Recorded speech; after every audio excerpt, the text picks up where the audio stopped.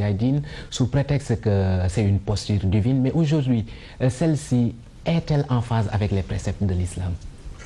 Oui, tout le monde sait que ces mouvements ne sont pas en phase avec les préceptes de l'islam, en tout cas de l'islam qu'on connaissait jusqu'ici.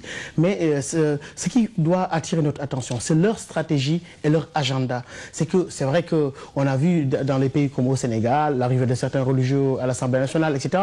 Mais souvent, je suis horrifié quand on nous cite le modèle des frères musulmans comme étant un modèle viable. Vous avez vu ce qui est arrivé en Tunisie avec la Nahda. Au début, Rachid Ghannouchi disait que je ne suis même pas intéressé ni par la présidentielle ni par les législatives. Ils se sont présentés aux législatives et vous voyez ce que ça génère en termes de montée du salafisme avec les mêmes signaux qu'on voit au nord du Mali avec le massacre de mausolées, etc.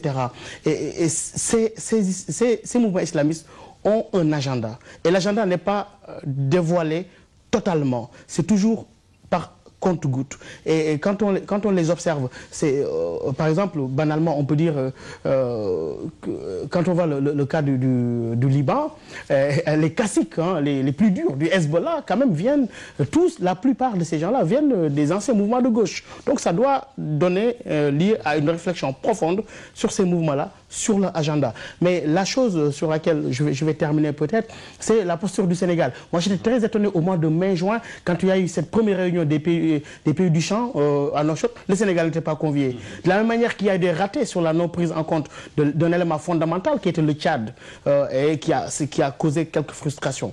Je pense qu'aujourd'hui, si le Sénégal avait pris son courage à deux mains dès le début de la crise et même récemment après les négociations et quand on a envisagé d'envoyer des troupes, des pays comme la France aimeraient que ce soit le Sénégal qui prenne le lead. Si on avait pris notre courage à deux mains, si on avait envoyé 1000 soldats au lieu de 500, peut-être on dirigerait la force. Et c'est fondamental ce que je dis, parce que toute la crise était ponctuée par des querelles de leadership. Bon, la Côte d'Ivoire n'avait plus la même force qu'elle avait avant. Le Burkina Faso de Blaise Compaoré était vraiment au poste de commande de cette diplomatie. Djibril Bassolé qui se baladait au nord du Mali, etc.